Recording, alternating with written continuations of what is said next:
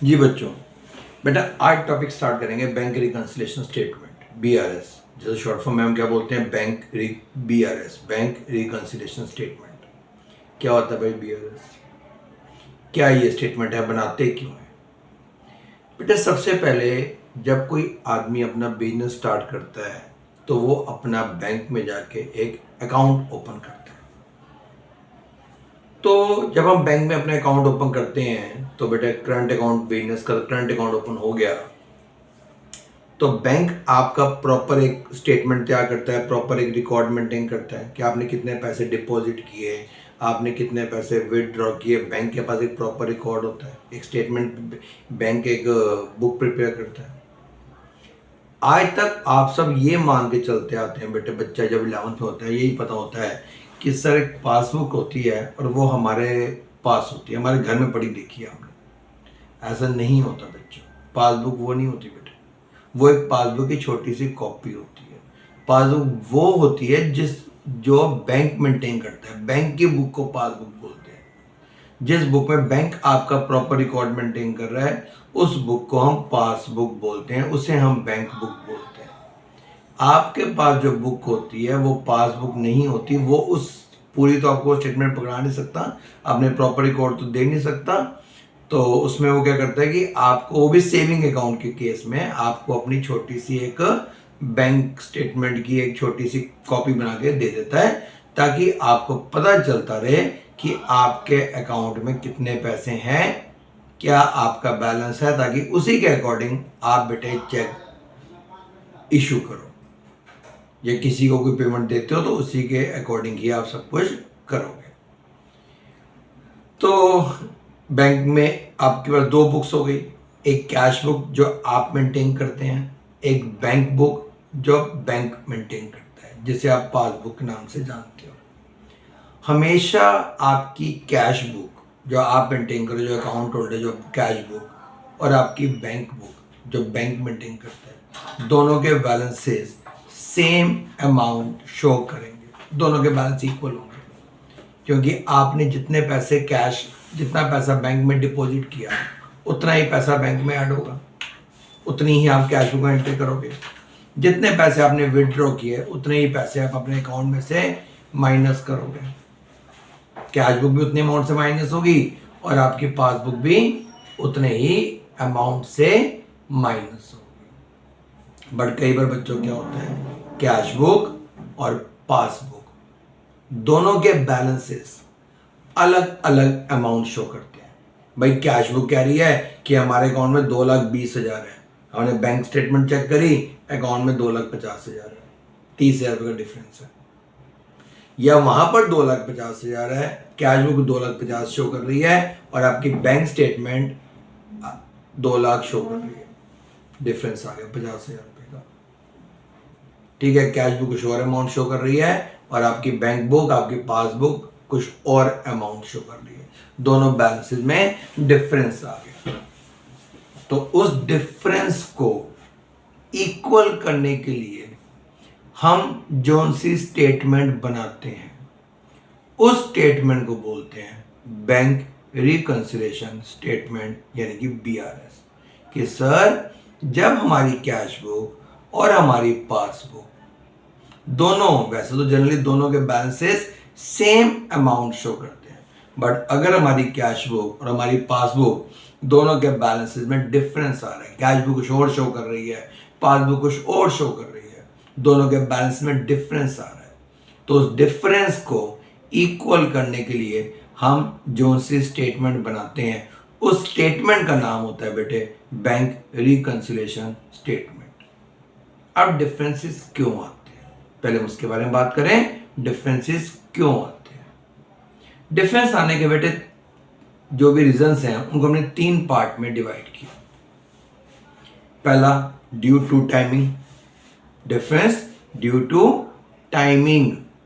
Due to timing मतलब बताता हूं, आपने किसी को चेक तो इश्यू कर दिया but not yet presented for payment. Cheques issue कर दिए गए हैं बट वो आदमी ने वो चेक बैंक में पेमेंट के लिए प्रेजेंट नहीं किया। आप जब चेक इशू करोगे, आपकी किस बुक पे इफेक्ट पड़ेगा। आपके पास कैश बुक है, आप अपनी कैश बुक में से उसी दिन माइनस कर दोगे जिस दिन आपने चेक दिया। भाई चेक इशू किया राम को, कैश बुक में क्या लिख दोगे, बाय राम। कैश बुक में सेम डे माइनस हो गया, कैश बुक का बैलेंस सेम डे कम हो गया। अगर आपने भाई 23 सितंबर को चेक दिया, बाय राम 23 सितंबर को बेटे कैश बुक कम हो गई।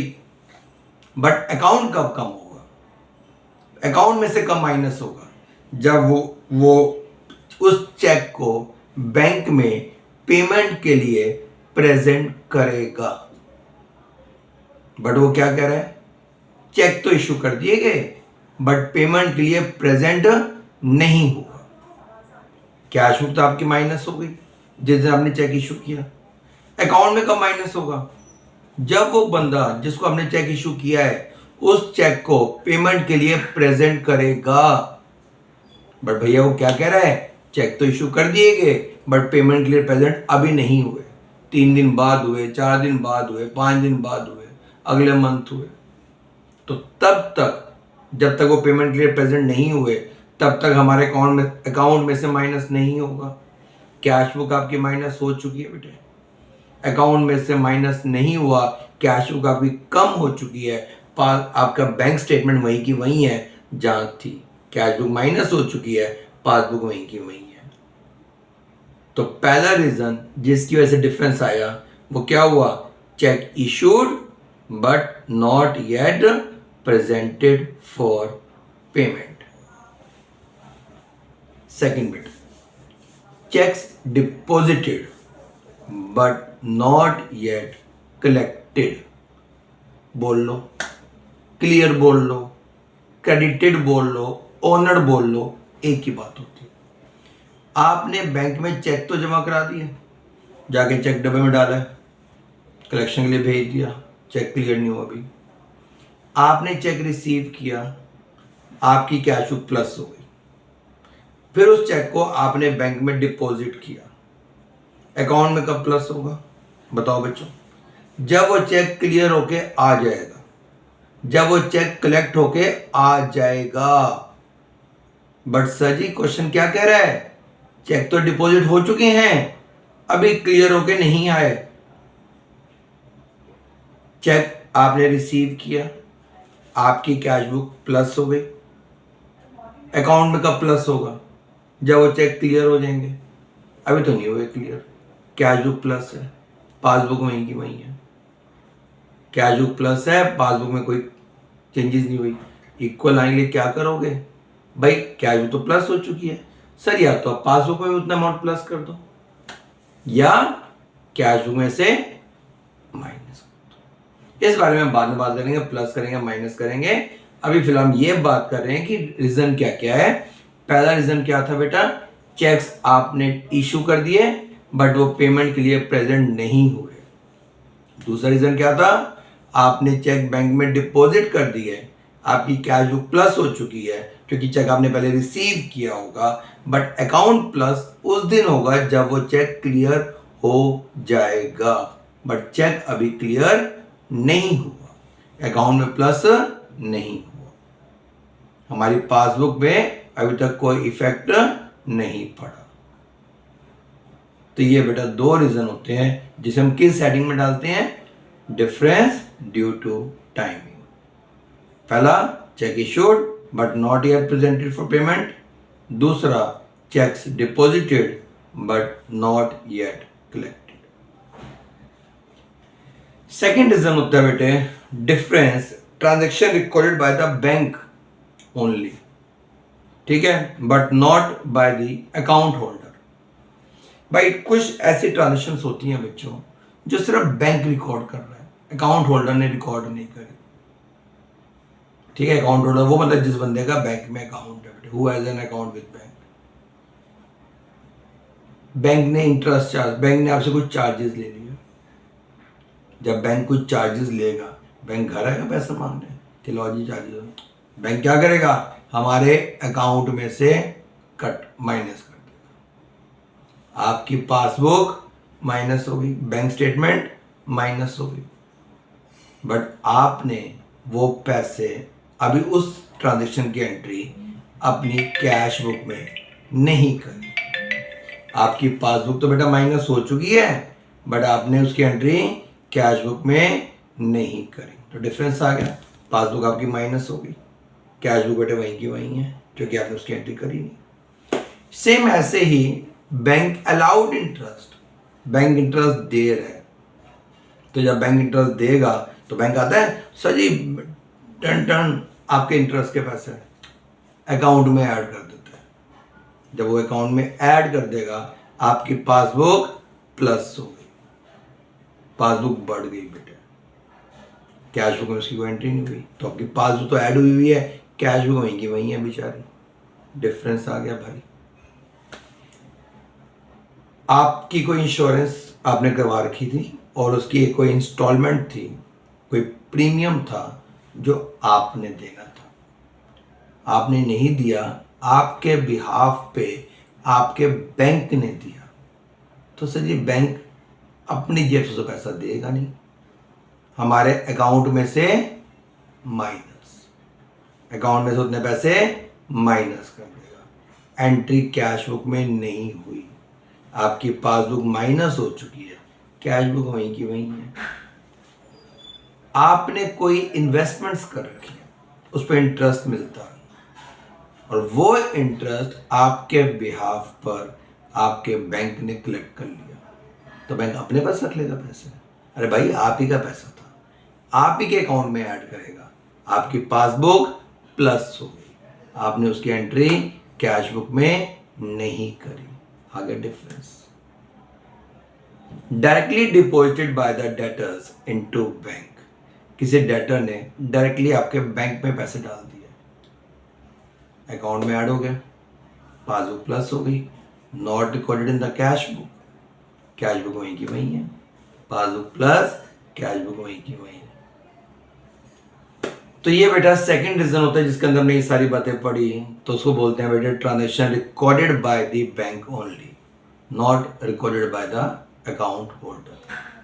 अगली होती है बेटे एरर्स, गलतियां, मिस्टेक्स। अरे भैया मिस्टेक तो किसी भी हो सकती है, बैंक भी कर सकता है, अकाउंट होल्डर भी कर सकता है।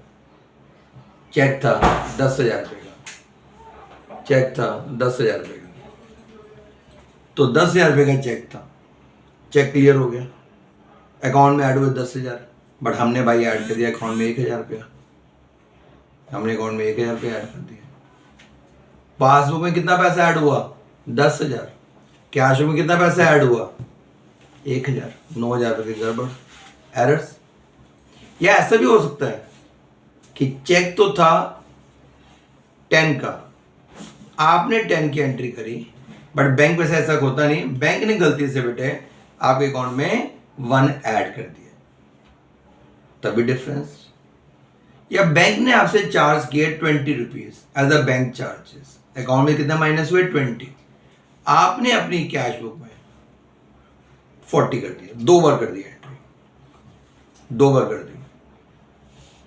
मैं ये नहीं कह रहा कि नहीं करी, वो तो उसमें आ गया ना सेकंड वाले केस में।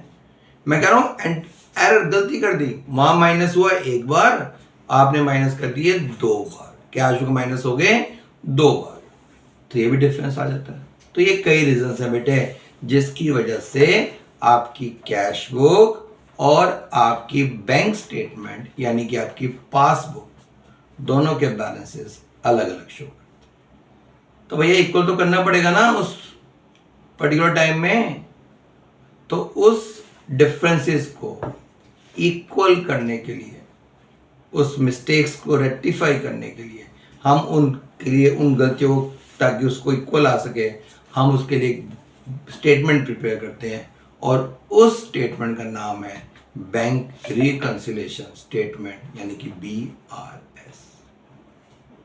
तो ये था बेटे इसका छोटी सी डेफिनेशन, और ये क्यों प्रिपेयर किया जाता है, डिफरेंसेस आता है तो क्यों आता है, और किस डिफरेंसेस का क्या इफेक्ट पड़ता है। अब ये सब चीज़ें मैं आपको लिख के समझा।